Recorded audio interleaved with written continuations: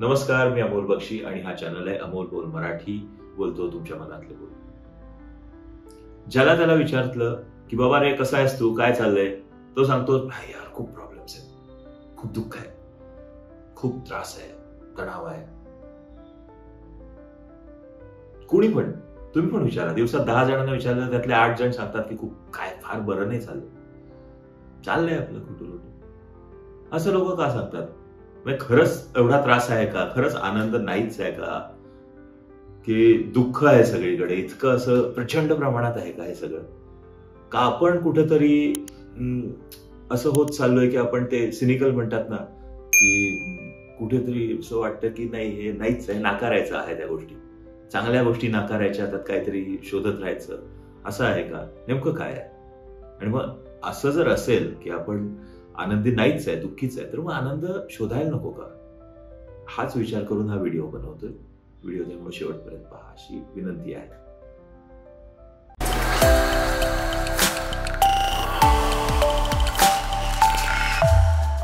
मला व्हिडिओचा विषय असा वाटला ठेवावासा की आनंद शोधायसाठी जगायचं का जगताना आनंद शोधायचा?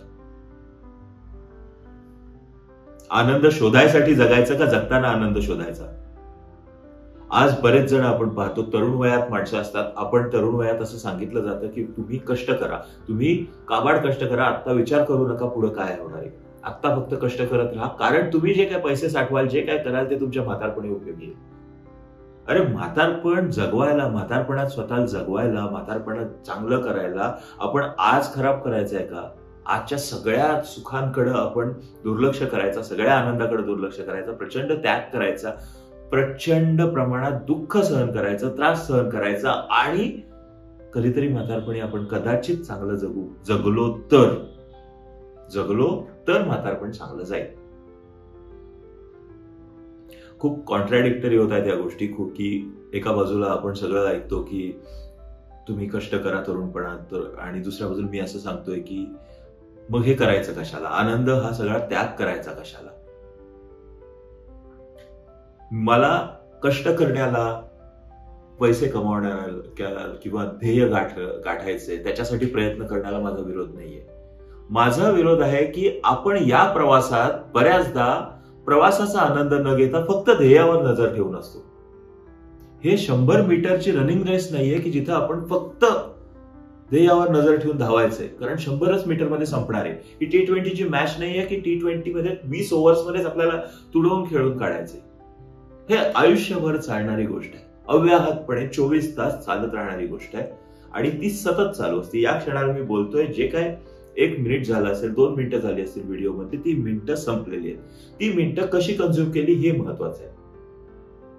यात ही गोष्ट महत्वाची नाहीच आहे की हे आउटकम कसं आहे. आउटकम जे आहे ते आत्ताच्या एफर्ट्सवर येणार आहे, पण त्या एफर्ट्स मध्ये जर आपण, ते तुम्ही ऍड पाहिली असेल ना, की सगळेजण सिमेंट विकतायत, ते लोक सिमेंट विकताना काय सांगत होते? इस सिमेंट में जान है. तर आपल्या प्रत्येक गोष्टीच्या करण्यामध्ये जान नसेल, प्राण नसेल आपला, तर आपल्याला आनंद मिळणार नाही. आणि आपल्याला आनंद मिळणार नाहीये तेव्हा ती गोष्ट अत्यंत कृत्रिमपणे, यांत्रिकपणे होणार आहे, आणि ती गोष्ट जेव्हा पूर्णत्वास जाईल तेव्हा सुद्धा त्याचे निकाल तेवढेच यांत्रिक आणि कोरडे असणार आहेत. आपण जर जगताना त्या जगण्याचा आनंद घेतला नाही तर आपण कुठल्याच गोष्टीमधून तो आनंद दुसऱ्याला देऊ शकत नाही.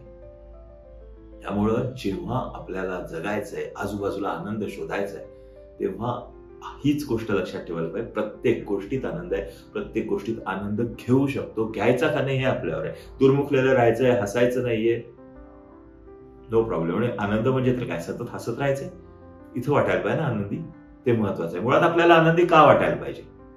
आनंदी का वाटायला पाहिजे? आनंद म्हणजे काय? माझ्या शेजाऱ्यानं खूप मोठी कार घेतली आहे, आता मलाही घ्यायला पाहिजे. माझ्या एका मित्रानं आयफोन 15 प्रो घेतला, 16 प्रो घेतला, मलाही घ्यायला पाहिजे. माझ्या एका माहितीतल्या मुलाचे 1,00,000 फॉलोअर्स झालेत, माझेही व्हायला पाहिजे, म्हणून मला करायचं. कुणीतरी केलंय, कुणाकडे तरी आहे म्हणून मला करायचंय, याला फोमो म्हणतात, फिअर ऑफ मिसिंग आउट. आपण जे करतोय दुसऱ्या म्हणजे करतोय त्यातनं आपण ती गोष्ट गमावतोय, मिळत नाहीये म्हणून ती भीती आहे, तो आनंद नाहीये म्हणून तो मिळवायचा आहे आपल्याला. आणि ते मिळाल्यानंतर आपल्याला आनंद होणार आहे का, तर त्याची कुठलीही शाश्वती नाही. कारण ज्यानं ही गोष्ट ऑलरेडी अचीव्ह केली आहे तो उद्या पुढच्या टप्प्यावर गेलेला असेल, परत आपल्याला दुःख होणार की ते मिळतंय, ते त्याला मिळालंय, ते मिळवायचंय मला. म्हणजे आपण जे मिळालेलं आहे आपल्याकडे आहे, म्हणजे उदाहरणार्थ गाडी घेतली तर ती गाडी माझ्याकडे जेव्हा येईल तेव्हा त्याच्याकडे अजून भारी गाडी असेल, मग मला वाटेल ती भारी गाडी घ्यायची, मग माझ्याकडच्या गाडीची मला किंमतच नाही, त्याचा आनंद मी घेऊच शकणार नाही निखळपणे. दुसऱ्याकडे आहे म्हणून मला मिळवायचं याच्यामध्ये माझा आनंद असू शकत नाही. माझा आनंद माझ्याकडे असण्यामध्येच असू शकतो. जी गोष्ट माझ्याकडे आहे, जी गोष्ट मी मिळवली आहे, माझ्या वकुबानुसार, माझ्या कुवतीनुसार जी गोष्ट मिळवली आहे, ती गोष्टीत मी त्या गोष्टीत आनंद मला मिळणार नसेल तर माझ्या मिळवण्यालाच काही अर्थ नाही. मला तो आनंद शोधावा लागेल माझ्याजवळ असलेल्या गोष्टींमध्ये, ना की दुसऱ्याकडे आहे म्हणून मला तो पाहिजे. ती ईर्ष्या झाली, असूया झाली. आपल्याला ते जीवन नाही जगायचं, कारण ते करून काहीच होत नाही. ते माहितीये ना, षड्रिपू आहेत ते, काम, क्रोध, मद, मोह, लोभ, मत्सर. मत्सर आहे तो, की मत्सर म्हणजे दुसऱ्याविषयी वाटते ती असूया, ते नकोय आपल्याला. ते षड्रिपू आहेत, 6 शत्रू आहेत माणसांचे. ते सोडून जर आपण ते शत्रू आपल्यातनं बाजूला काढले तर आपल्याकडे जे आहे त्याचा निखळ आनंद मिळू शकेल. त्यामुळे आनंदाची व्याख्या करताना आपल्याला तीच गोष्ट करावी लागेल ज्यातून इथं समाधान मिळतं, ज्यातून जे करण्यानं शांत झोप लागते, जे करण्यानं आपल्या चेहऱ्यावर आपसुकपणे हसू येतं, तो आनंद आहे. तो आनंद मिळवायचा. मग तो आनंद रस्त्यावरून जातोय आपण आणि पाईपलाईन फुटली आहे आणि असं छान कारंज उडतंय, सूर्यप्रकाश पडलाय, सूर्याचे कोवळे किरण त्याच्यामध्ये आले, तिरके आलेल्या किरणांमुळे त्यातून एक छानसे इंद्रधनुष्य येते. झोपडपट्टीत राहणारी लहान लहान मुलं त्याच्यामध्ये नाचतात. नाही मिळणार आनंद? क्षणभर विसरून जा की ट्रॅफिकमध्ये अडकलोय आपण, त्या सगळ्याच्यामुळे ट्रॅफिक झालंय. क्षणभर विसरून जा आणि ते दृश्य जे इतकं सुंदर आहे ते बघून आपल्याला किती आनंद वाटेल. तोच खरा आनंद असतो ना. त्याच्या 3-4-2 मिनिटांपुरता आपण सगळं विसरलो आणि त्या क्षणामध्ये त्या दृश्यामध्ये हरवून गेलो, तोच आनंद आहे. प्रत्येक वेळी तो धबधबा बघायला नैसर्गिक ठिकाणी जायला पाहिजे असं नाही. आपल्या आजूबाजूलाही गोष्टी असंख्यपणे घडत असतात, आपल्याला त्याच्यात आनंद शोधायला पाहिजे. बऱ्याचदा आपण आपला आनंद कशात मारतो, तो भूतकाळात राहून मारतो. माझ्या परिचयात एक व्यक्ती आहे, त्यांचा प्रॉब्लेम हा आहे की त्या व्यक्तीला मी आयुष्यभर पाहत आलोय आणि ती व्यक्ती फक्त आणि फक्त काहीही झालं तरी ती स्वतःकडे घेऊन येते आणि स्वतःकडे घेऊन येताना काय येते की मला कसा भूतकाळात माझ्या त्रास झालाय आणि त्या त्रासामुळे मी असा झालोय. फेअर इनफ, भूतकाळात त्रास झालाय, काही हरकत नाही. आज काय आहे मित्रा, तू इतक्या कष्टानं सगळ्या गोष्टी मिळवल्यास ज्या तुझ्या भूतकाळातल्या तुला स्वप्नातही शक्य नव्हत्या विचार करणं, त्या तू मिळवल्यास कष्टानं. Enjoy those things. तो आनंद घे. नव्हतं तेव्हा ठीक आहे, तेव्हा दुःख होतं, आज ते दुःख असायचं काय कारण आहे? आज वर्तमान आहे, इथं आपल्याला जे मिळवतोय आपण, जे केलंय त्याचा आनंद मिळायला पाहिजे ना. जर मला भूतकाळातच राहायचं असेल तर मला वर्तमान काळाचा कधीच आनंद मिळणार नाही. And for you my friend, let me tell you this bitter truth that all you have is your present. आपल्याजवळ फक्त आणि फक्त वर्तमान काळ आहे, भूतकाळ नाहीये, भविष्यकाळ नाहीये. फक्त आणि फक्त वर्तमान आहे. भूतकाळ निघून गेलाय, मागच्या क्षितिजावर आहे. मागं वळून पाहिलं तर त्या क्षितिजाच्या पलीकडे आहे. समोरचं क्षितिज त्या पलीकडे काय आहे मला माहित नाहीये, कधी त्याच्या पलीकडे पोहोचणार आहे माहित नाहीये मला, तिथे काय आहे माझ्यासाठी वाढून ठेवलेलं माहित नाहीये. आज माझ्या जवळ आहे आणि त्या आज मध्ये जर मला माझा आनंद मिळत नसेल तर माझा काही उपयोग नाही. तो आनंद मला शोधायचा आहे.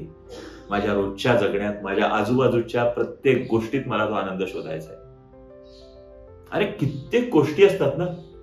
आपण ज्या घरात जन्माला आलो ते घर, राहायला छप्पर आहे डोक्यावर, सकाळी उठलोय म्हणजे जिवंत ठेवलंय परमेश्वरानं आपल्याला, हातीपायी धड ठेवलंय, बोलू शकतोय. आपल्याला जी लाईफस्टाईल मिळाली आहे, अरे आपण विचार करूया की दात घासण्यापासून जर विचार करत गेलो आपण तर टूथपेस्ट असते, म्हणजे पूर्वी लोकांकडे तेही नसायचं.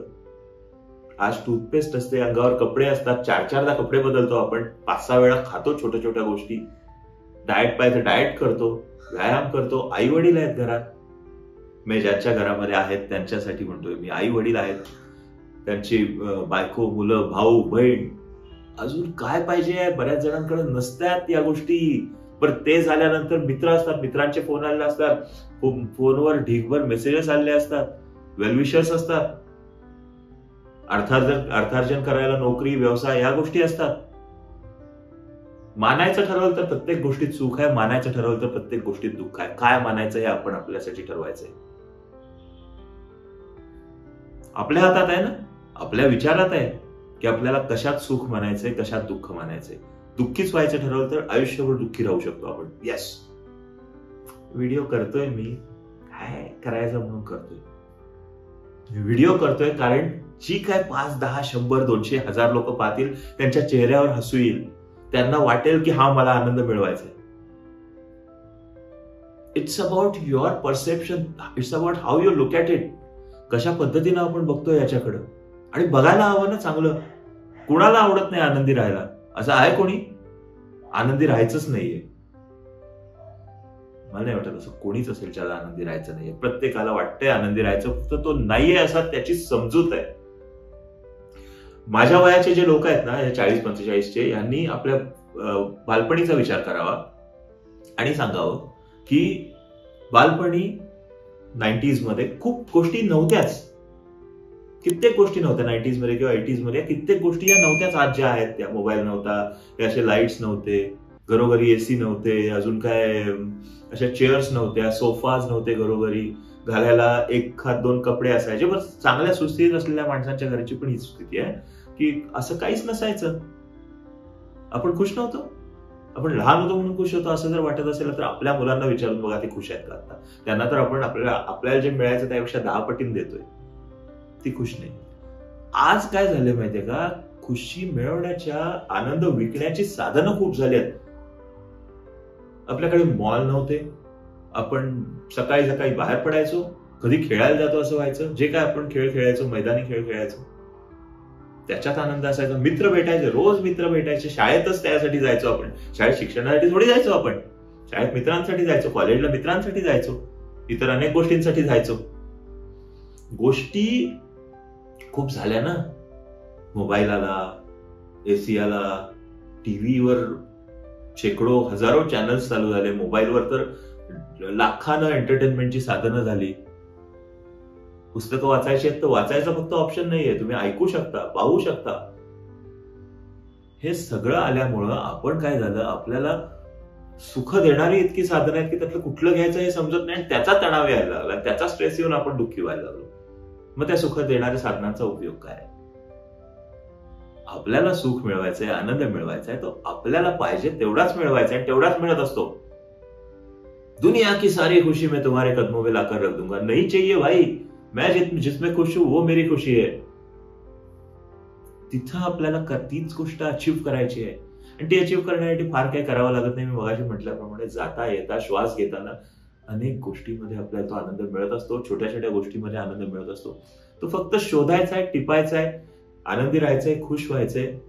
ती जी काय दिवसातले आपण 16 तास जागे असू, समजा 8 तास झोपत असलो असं मानूया, तर 16 तास जागे असू तर त्या 16 तासातल्या 16 वेळा जरी आपल्याला हा आनंद छोटा छोटा मिळाला ना, तरी तो आनंद आपल्याला रिचार्जचं काम करतो, टॉनिकचं काम करतो. आपली बॅटरी फुल चार्ज होते, नवीन कामाला आपण मस्त लागतो, त्या कामामध्ये 100% आपलं देतो. मग त्या कामातनं डिस्ट्रॅक्शन होत नाही. एवढंच तर करायचंय आपल्याला ना. त्यामुळं आनंद शोधण्यासाठी जगायचं नाहीये. म्हातारपणी मिळेल आनंद असा विचार करून जगायचा नाही. मी माझ्या मगाशी व्यक्ती सांगितली ती, त्या व्यक्तीला तेच झालंय की आता वय झालंय त्यांचं, आता ते रिटायर झाले, पण त्या व्यक्तीला आजही असं झालंय की जे मिळवलंय ते त्याला काही किंमतच वाटत नाही, कारण लहानपणी कधीतरी दुःखात गेलेलं आहे. किंवा चांगलं, त्या व्यक्तीनं पण त्यासाठीच कष्ट केले होते की म्हातारपणी मी सुखात राहील. नाही, आपल्याला म्हातारपणी सुखात राहायसाठी आपण जर आत्ताचा आनंद सॅक्रिफाईस करत असलो, काही अर्थ नाही. कष्ट करायचे नाही असं मी म्हणत नाही पुन्हा एकदा. त्यामुळं विचार करायचा आहे, आपल्याला आनंद कुठे शोधायचा आहे आणि आपली बॅटरी फुल चार्ज करायची. That's about it for today. जर तुम्हाला आवडला असेल व्हिडिओ तर प्लीज लाईक करा. ज्याला तुम्हाला वाटतं की ह्या माणसाला हे व्हिडिओ पाठवणं गरजेचं आहे, कारण ह्याला अशी आनंद शोधणं गरजेचं आहे, तर प्लीज त्यांना पाठवून द्या. आणि thank you so much for watching. आनंदी राहा, खुश राहा, समाधानी राहा. मी अमोल बक्षी आपली रजा घेतो. अमोल बोल मराठी या चॅनलवरून.